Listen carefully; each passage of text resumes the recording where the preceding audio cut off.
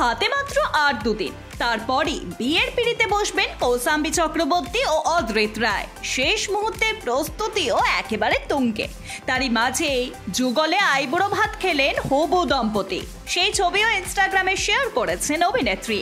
ছবিতে অদ্রিতকে হালকা নীল রঙের পাঞ্জাবি ও কৌশাম্বীকে হলুদ রঙের শাড়িতে দেখা যাচ্ছে। শুধু তাই নয়, দুজনে মালা বদলও করেন এদিন। ছবিটি প্রকাশ্যে আসতেই শুভেচ্ছায় ভরিয়ে দিয়েছেন ভক্তরা। তীব্র দাবদাহের পর সোমবার বৃষ্টির দেখা মিলেছে বঙ্গে।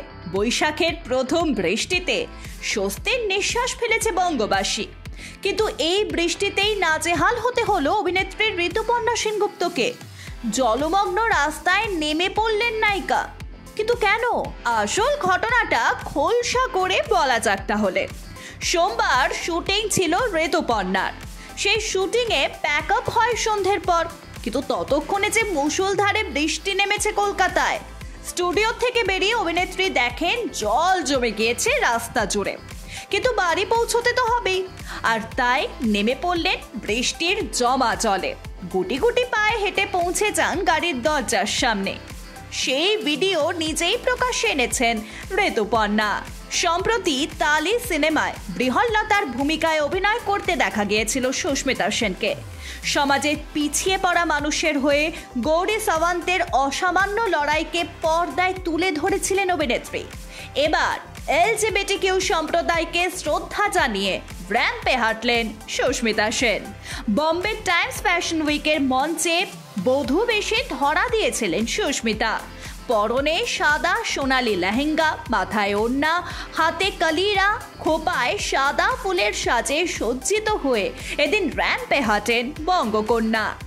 সেই শোয়ের ঝলক ইনস্টাগ্রামে শেয়ার করে সুস্মিতা লেখেন, তালির কোস্টারদের সঙ্গে র্যাম্পে অংশ নিতে পেরে আমি খুব খুশি। এলজিবিটিকিউ সম্প্রদায়ের প্রতি আমার কৃতজ্ঞতা রইল, যারা সৌন্দর্যের এবং অন্য সংজ্ঞা ও নিঃশর্ত গ্রহণযোগ্যতা কথা আমাদের শিখিয়েছে। খুব শীঘ্রই আসতে চলেছে হাউসফুল ছবির সিকুয়েল। নতুন ছবিতে অক্ষয় কুমার ও রিতেশ দেশমুখের থাকার কথা জানা গেলেও অভিষেক বচ্চনের কথা কোনো রকম ভাবেই জানা যাচ্ছিল না। তবে এবার সুখবর দিলেন অভিনেতাই। জানা যাচ্ছে হাউসফুল 5-এ যোগ দিতে চলেছেন অভিষেক বচ্চন। খুব শীঘ্রই শুরু হবে শুটিং। পুলওয়ামা কাণ্ডের পর বলিউডে বয়কট করা হয়েছিল পাক শিল্পীদের। ভারতীয় সিনেমায় পাক শিল্পীদের উপর জারি করা হয়েছিল নিষেধাজ্ঞা। যদিও সেই নিয়ে দ্বিমত পোষণ করে বলিউডের একাংশ। তবে এবার শাপমোচন ঘটল পাক শিল্পী আতিফ আসলামের। জানা যাচ্ছে দক্ষিণী সিনেমায় প্রথমবার গান গাইতে চলেছেন আতিফ আসলাম। মালায়ালাম সিনেমা হলের জন্য একটি গান রেকর্ড করবেন তিনি। প্রশান্ত বিজয় কুমারের পরিচালনায় তৈরি হালের মুখ্য ভূমিকায় অভিনয় করতে দেখা যাবে সেন নিগমকে। ছবির সঙ্গীত পরিচালনা করবেন নান্ধা গোপান ভি। মিমিক্রি একটি আর্ট যা মানুষকে হাসায়, কিন্তু সেই শিল্প যদি কাউকে আঘাত দেয় তাহলে সেটি বোধহয় আর শিল্প থাকে না। এবার নিজের মিমিক্রি দেখে ক্ষুব্ধ করণ জোহর। নিজের ইন্ডাস্ট্রির লোকেরাই তাকে হাসির খোরাক করেছেন, তা দেখে মোটেই ভালো লাগেনি করণের।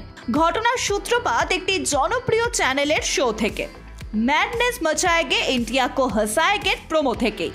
সেখানে কেতন সিংকে দেখা যায় করণ জোহরের মিমিক্রি করতে, আর তা দেখেই বেজায় চটেন করণ। নিজের ইনস্টা স্টোরিতে তিনি লেখেন, আমি মায়ের সঙ্গে বসে টিভি দেখছিলাম। সেই সময় একটি জনপ্রিয় চ্যানেলের কমেডি শোয়ে প্রমোতে দেখতে পাই এই কমেডিয়ান কুরুচিকরভাবে আমার মিমিক্রি করছে। করণ আরও লেখেন, আমি রাগ করিনি, তবে আমার কষ্ট হয়েছে। এরপরেই সেই কমেডিয়ানকে ক্ষমা চাইতেও দেখা যায় করণের কাছে।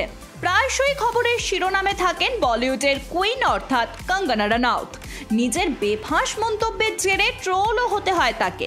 ইতিমধ্যেই রাজনীতির ময়দানে পা রেখেছেন অভিনেত্রী। এমনকি চলতি নির্বাচনে হিমাচলের মান্ডি লোকসভা আসন থেকে বিজেপির হয়ে লড়ছেন তিনি। এরই মাঝেই ফের একবার বেফাঁস মন্তব্য করে বসলেন কঙ্গনা।